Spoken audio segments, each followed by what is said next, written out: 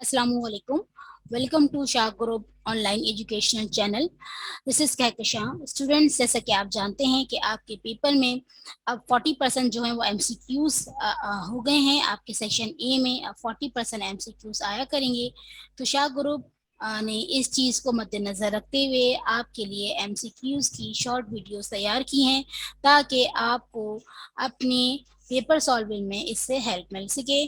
तो आज जो मैं आपको करवा रही हूँ वो आपकी बुक का चैप्टर नंबर 1 है, और चैप्टर 1 है आपका फंडामेंटल कॉन्सेप्ट ऑफ केमिस्ट्री। आज मैं आपको फंडामेंटल कॉन्सेप्ट ऑफ केमिस्ट्री के जो एमसीक्यूज हैं वो मैं आपको वन बाय वन एक्सप्लेन करूंगी। देखते हैं सबसे पहले पहला एमसीक्यू इस चैप्टर का, और पहला एमसीक्यू है इस चैप्टर का, the branch of chemistry which deals with hydrocarbons. आपने बताना है कि केमिस्ट्री की वो कौन सी ब्रांच है जो हाइड्रोकार्बन्स पे डील करती है। ऑप्शंस आपके पास हैं: industrial chemistry, inorganic chemistry, organic chemistry, physical chemistry. आपने बताना है कि केमिस्ट्री की वो कौन सी ब्रांच है जो हाइड्रोकार्बन्स पर बात करती है। तो इसका राइट आंसर है जी हाँ, organic chemistry. Organic chemistry chemistry की वो ब्रांच है जिसके अंदर हम हाइड्रोजन और कार्बन से बने हुए कंपाउंड्स के बारे में पढ़ते हैं। एमसीक्यू नंबर 2 है the atomic mass of an element express in gram is called dash. आपको बताना है कि अगर हम एलिमेंट के एटॉमिक मास को ग्राम में रिप्रेजेंट करें तो वो कौन सी साइंटिफिक टर्म बन जाते हैं। ऑप्शन है आपके पास: gram molecular mass, option B है gram atomic mass, option C है gram formula mass, option D है मोल। जी, अब मुझे आपने ज़रा जल्दी से बताना है कि अगर हम एलिमेंट्स के एटॉमिक मास को ग्राम में एक्सप्रेस करें तो वो क्या बन जाते हैं। जी हाँ, 1 मोल, वो बन जाते हैं 1 मोल। एमसीक्यू नंबर 3 है which of the following can be separated by physical means. आपको आपसे पूछा जा रहा है, नीचे आपको ऑप्शन दिए जा रहे हैं, इनमें से आपने बताना है कि वो कौन सा सब्सटेंस है जिसके कंपोनेंट को अगर हम अलग करना चाहते हैं तो वो फिजिकल तरीके से अलग हो जाते हैं। ऑप्शन आपके पास हैं: पहला ऑप्शन है मिक्सचर, दूसरा है एलिमेंट, तीसरा है कंपाउंड, और चौथा है सब्सटेंस।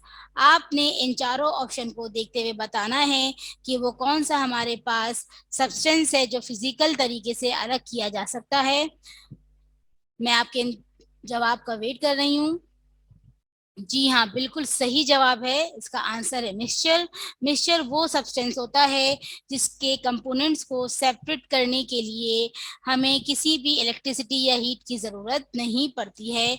ये फिजिकल मेथड से ही आपस में एक दूसरे से अलग हो जाते हैं। एमसीक्यू नंबर 4 है the molar mass of H2SO4 is. H2SO4 ये केमिकल फॉर्मूला है सल्फ्यूरिक एसिड का। आपसे पूछा जा रहा है कि मोलर मास जो होगा सल्फ्यूरिक एसिड का क्या होगा। अब बच्चों, आपने इस चैप्टर में सब्सटेंस के मोलर मास निकालना सीखे हैं, तो आपने जल्दी से इसका मोलर मास निकालना है। तब तक मैं आपको ऑप्शंस बताती हूँ। इसका ऑप्शन ए है 98 AMU, ऑप्शन बी है 9.8 ग्राम, ऑप्शन सी है 98 ग्राम, और ऑप्शन डी है 9.8 AMU। जी, अब आपने इसका मुझे राइट जवाब बताना है। बिल्कुल सही। सल्फ्यूरिक एसिड का जो मोलर मास होता है वो 98 ग्राम होता है। अच्छा, 98 AMU क्यों नहीं होता? क्योंकि आपसे क्या पूछा जा रहा है? मोलर मास पूछा जा रहा है। तो आपसे मोलर मास जब पूछा जाएगा तो उसका मोलर मास क्या होगा?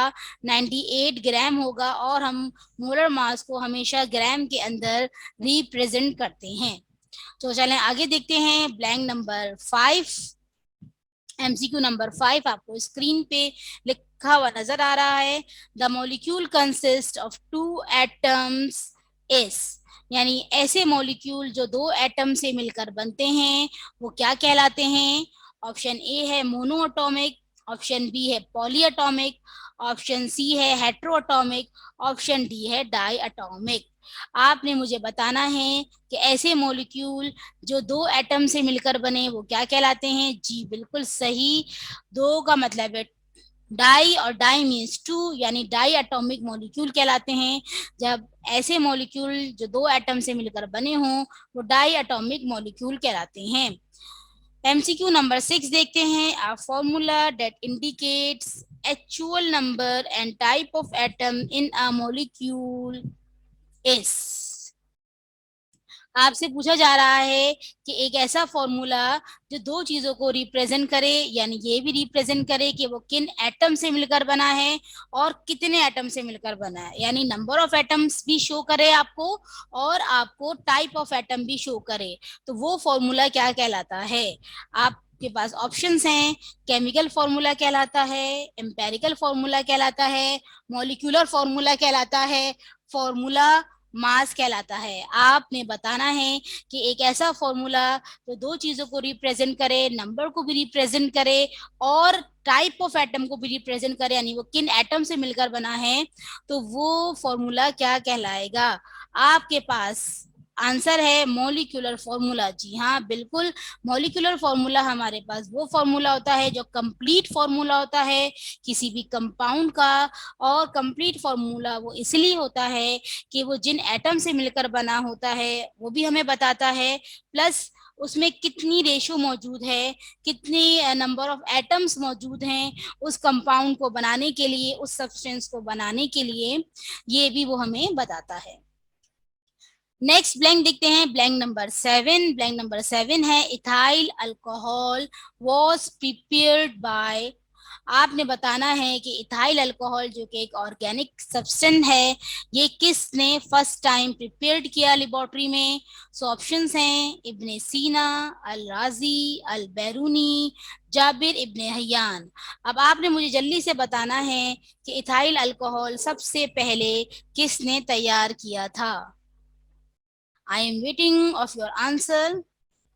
जी हाँ, इज वेरी इजी, अल राजी ने। अल राजी वो मुस्लिम केमिस्ट था जिसने सबसे पहले इथाइल अल्कोहल लेबोरेटरी में प्रिपेयर किया था by the fermentation process. Blank number 8 देखते हैं। Which one of the following is a homo atomic. सबसे पहले तो स्टूडेंट्स मैं आपको होमोएटॉमिक के बारे में बताऊं कि होमोएटॉमिक क्या है। यानी कोई भी मॉलिक्यूल जिसमें एक जैसे एटम मिलकर वो मॉलिक्यूल बना हो, किसी भी मॉलिक्यूल के अंदर अगर सेम एटम हो तो वो क्या कहलाता है, होमो एटॉमिक कहलाता है। तो अब तो आंसर आप फौरन ही मुझे बता देंगे। चलें फिर भी इसके ऑप्शंस देखते हैं। ऑप्शन है H2, NH3, H2O, CO2, यानी हाइड्रोजन, अमोनिया, वाटर या कार्बन डाई। जी जी बिल्कुल बेताब हो रहे हैं आप बताने के लिए, और उसका आंसर होगा H2, क्योंकि मैंने आपको ऊपर ही एक्सप्लेन कर दिया था कि what do you mean by homoatomic. Homoatomic का मतलब होता है एक जैसे एटम, तो एक जैसे एटम इस वक्त सिर्फ हाइड्रोजन में ही मौजूद हैं। नेक्स्ट देखते हैं, नेक्स्ट ब्लैंक, ब्लैंक नंबर 9 है। ब्लैंक नंबर 9 क्या बता रही है। The empirical formula of hydrogen पर ऑक्साइड इज। सो स्टूडेंट्स आपने यहाँ पे एम्पेरिकल फॉर्मूला बताना है। यहाँ पे मैं आपको एम्पेरिकल फॉर्मूले के बारे में एक्सप्लेन कर दूं कि empirical formula basically simplest ratio होता है एटम्स का जो कंपाउंड्स के अंदर मौजूद होते हैं। तो अब आपने एम्पेरिकल फॉर्मूला बताना है हाइड्रोजन पर ऑक्साइड का। हाइड्रोजन पर ऑक्साइड का मॉलिक्यूलर फॉर्मूला क्या होता है, H2O2 होता है। तो अब तो आप इसका बहुत आसानी से मुझे क्या बता देंगे, एम्पेरिकल फॉर्मूला। चले मैं आपको ऑप्शंस देती हूँ। ऑप्शन ए है HO, ऑप्शन बी है H2O, ऑप्शन सी है OH और ऑप्शन डी है O2H2। जी बिल्कुल सही, इसका राइट आंसर होगा HO, क्योंकि इसका मॉलिक्यूलर फॉर्मूला क्या होता है, H2O2। तो इसका एम्पेरिकल क्या होगा, HO होगा। ब्लैंक नंबर 10 देखते हैं। A piece of matter in pure form is term as. एक ऐसा मैटर जो कि प्योर हो वो क्या कहलाता है। ऑप्शंस हैं रेडिकल, मिक्सचर, कंपाउंड सब्सटेंस। बिल्कुल सही, अर्ली क्लासेस से पढ़ते हुए आ रहे हैं कि कंपाउंड जो है वो मैटर की प्योर फॉर्म होती है। तो स्टूडेंट इसका आंसर क्या है? कंपाउंड है। नेक्स्ट हम ब्लैंक देखते हैं। शाहजी कॉलेजिएट ला रहा है आपके मुस्तकबिल को बेहतर बनाने का एक सुनहरी मौका। हर साल की तरह इस साल भी नहम 12वीं जमात के ग्रैंड टेस्ट का इनेकाद किया जा रहा है। स्टूडेंट्स की कामयाबी को यकीनी बनाने के लिए मारूफ असातिज़ा और माहिर तालीम सर तौसीफ शाह की ज़ेर निगरानी में तैयार करदा एक ग्रैंड टेस्ट किट फ्राहम की जाएगी, जिसमें मौजूद है बोर्ड की बताई हुई स्कीम के मुताबिक मॉडल पेपर्स और तमाम मज़ाबीन के गेस्ट पेपर्स और MCQs। याद रहे स्टूडेंट्स, शाहजी कॉलेजिएट का ग्रैंड टेस्ट बोर्ड के एग्जाम से पहले आपके रिजल्ट को बेहतर बनाने का एक सुनहरी मौका है। तो फिर आएं शाहजी कॉलेजिएट के साथ अपने रिजल्ट को मजीद बेहतर बनाएं। रजिस्ट्रेशन के लिए अपनी करीबी शाहजी कॉलेजिएट ब्रांच से राब्ता करें।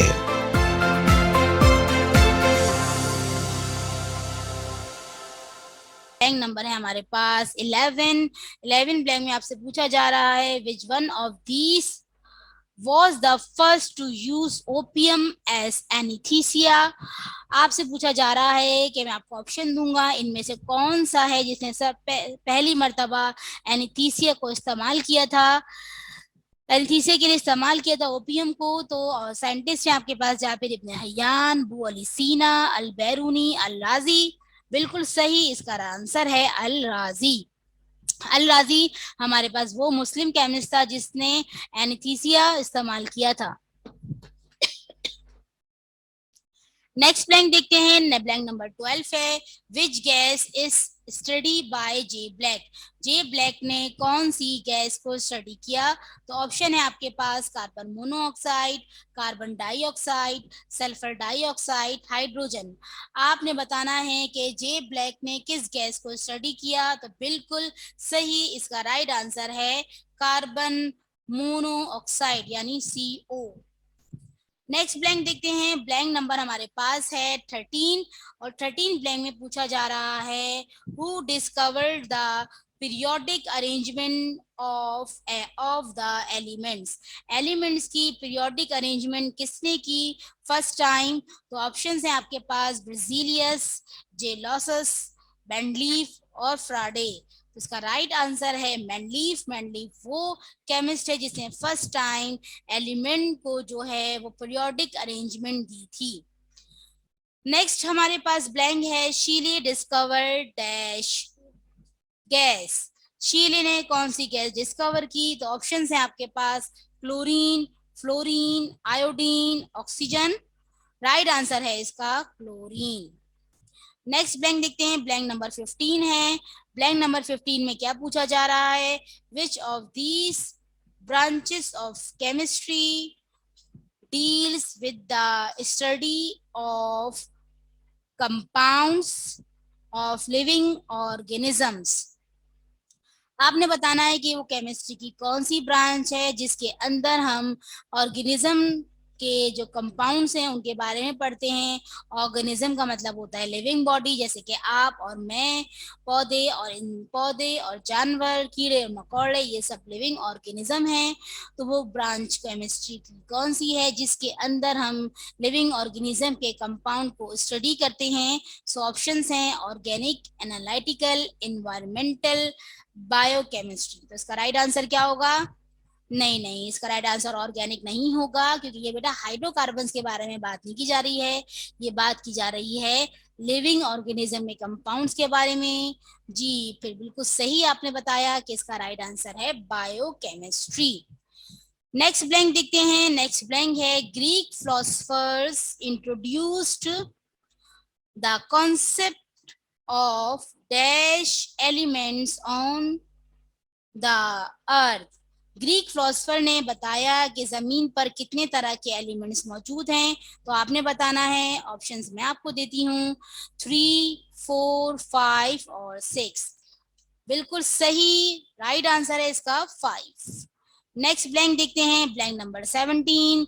ब्लैंक नंबर 17 क्या है? The study of law and principle governing the combination of same of atoms and molecule in chemical reaction is called dash chemistry. ये एक ब्रांच है केमिस्ट्री की जो डेफिनेशन दे के आपसे पूछा जा रहा है उसका नाम, कि अगर हम किसी भी एटम या मॉलिक्यूल को स्टडी कर रहे हैं तो वो एटम और मॉलिक्यूल जो आपस में कंबाइन है, क्या वो उनके लॉस और प्रिंसिपल या उनकी फोर्सेस के बारे में पढ़ना, वो केमिस्ट्री की कौन सी ब्रांच है? ऑप्शन आपके पास है physical chemistry, analytical chemistry, industrial chemistry, inorganic chemistry. जी हाँ, बिल्कुल सही, इसका राइट आंसर है फिजिकल केमिस्ट्री। नेक्स्ट ब्लैंक देखते हैं। नेक्स्ट ब्लैंक अब में पूछा जा रहा है, which of these scientist is known as father of chemistry. आपने बताना है, ये ऑप्शंस आपको दिए जा रहे हैं, जाबिर इब्न हय्यान, अबू अली सीना, अल बैरूनी, अल राजी। आपने बताना है कि इनमें से किस साइंटिस्ट को फादर ऑफ केमिस्ट्री कहा जाता है। जी हाँ, बिल्कुल सही आंसर है, जाबिर इब्न हय्यान को हम फादर ऑफ अल्कीमी या फादर ऑफ केमिस्ट्री कहते हैं। नेक्स्ट ब्लैंक है ब्लैंक नंबर 19। ब्लैंक नंबर 19 देखते हैं, who study the process of electrolysis in detail। बहुत सारे लोग इसको इलेक्ट्रोलिसिस भी बोलते हैं, तो वो टर्म भी गलत नहीं है। आपसे पूछा जा रहा है कि वो कौन सा साइंटिस्ट है जिसने सबसे पहले इलेक्ट्रोलाइसिस को डिटेल में पढ़ा। ऑप्शन आपके पास है बॉयल, गिब्स, हेस, फ्राडे। बिल्कुल सही, राइट आंसर है फ्राडे। ब्लैंक नंबर 20 है, madam Curie did valuable research in. Madam Curie ने क्या जो है वो रिसर्च की थी जो कि बहुत ही ज्यादा, जिसकी वजह से उन्हें आज तक याद रखा जा रहा है। तो ऑप्शंस आपको दिए जा रहे हैं, क्या रेडियो एक्टिविटी में रिसर्च की थी, एवापोरेशन में की थी, डिस्टिलेशन में की थी, या नन ऑफ दीज, इनमें से कोई भी नहीं थी। तो इसका राइट आंसर है रेडियो एक्टिविटी। रेडियो एक्टिविटी में इनकी वैल्यूएबल रिसर्च है, इसी वजह से इनका नाम आज तक याद रखा जाता है। ब्लैंक नंबर 21 है। 21 ऑप्शन, 21 ब्लैंक आपको स्क्रीन पे नजर आ रही है। Sulphuric acid was discovered by. Sulphuric acid सबसे पहले किसने लेबोरेटरी में तैयार किया? सो ऑप्शन है अल बैरूनी, अल राजी, जाबिर इब्न हय्यान, अबू अली सीना। बिल्कुल सही समझे आप, जाबिर इब्न हय्यान, जिन्हें फादर ऑफ केमिस्ट्री भी कहा जाता है, उन्होंने फर्स्ट टाइम लेबोरेटरी में सल्फ्यूरिक एसिड तैयार किया। और आप जानते हैं कि सल्फ्यूरिक एसिड जिसका फॉर्मूला होता है, मॉलिक्यूलर फॉर्मूला होता है H2SO4, ये बहुत ही ज्यादा इंडस्ट्रियल लेवल में इस्तेमाल होने वाला एसिड है। यानी कहा जाता है कि अगर हमें किसी भी कंट्री को देखना है कि वो इंडस्ट्रियल लेवल पे स्टेबल है या नहीं, तो पर अनम जो है, यानी एक साल में हम सल्फ्यूरिक एसिड की कंजम्पशन देखें, अगर कोई मुल्क सल्फ्यूरिक एसिड ज्यादा इस्तेमाल कर रहा है, इसका मतलब है कि वो इंडस्ट्रियल लेवल पे क्या है, स्टेबल है। ब्लैंक नंबर 22 है, oxygen was discovered by. Oxygen किसने डिस्कवर्ड की? ऑप्शन है आपके पास जे ब्लैक, प्रिस्ली, शीले, कैवेंडिश। जी बिल्कुल आसान आंसर है, जे प्रिस्ली ने सबसे पहले ऑक्सीजन गैस को डिस्कवर किया। ब्लैंक नंबर 23 है, आपसे पूछा जा रहा है द बेस्ट डिस्टिफिकेंट इज डैश। आपने बताना है बेहतरीन जरासीन कुश कौन है? Fluorine, chlorine, iodine, calcium. इसका राइट आंसर है क्लोरीन। ब्लैंक नंबर 24 है, father of modern chemistry. Father of modern chemistry कौन है? सो ऑप्शन है आपके पास रॉबर्ट बॉयल, कैवेंडिश, अल बैरूनी, जाबिर इब्न हय्यान। तो बेटा यहाँ पूछा जा रहा है मॉडर्न केमिस्ट्री का फादर, तो वो कौन है? रॉबर्ट बॉयल है। नेक्स्ट ब्लैंक है ब्लैंक नंबर 25, और 25 ब्लैंक है, it is are trial idea. आपने बताना है, ऑप्शंस हैं experiment, hypothesis, theory, scientific law. इसमें से कौन सा ट्रायल आइडिया कहलाता है? तो इसका राइट आंसर है हाइपोथेसिस। 26 है, which one of the following gas is used for respiration. कौन सी गैस है जो हम सांस लेने के लिए इस्तेमाल करते हैं? बहुत ही आसान ब्लैंक, ऑप्शन भी ना दो तो आप बता देंगे। इसके ऑप्शन है ऑक्सीजन, हाइड्रोजन, हीलियम, नाइट्रोजन। जी हाँ, बिल्कुल सही, इसका राइट आंसर है ऑक्सीजन। नेक्स्ट ब्लैंक है ब्लैंक नंबर 27, उसमें पूछा जा रहा है when carbon Burns in air this gas is produced.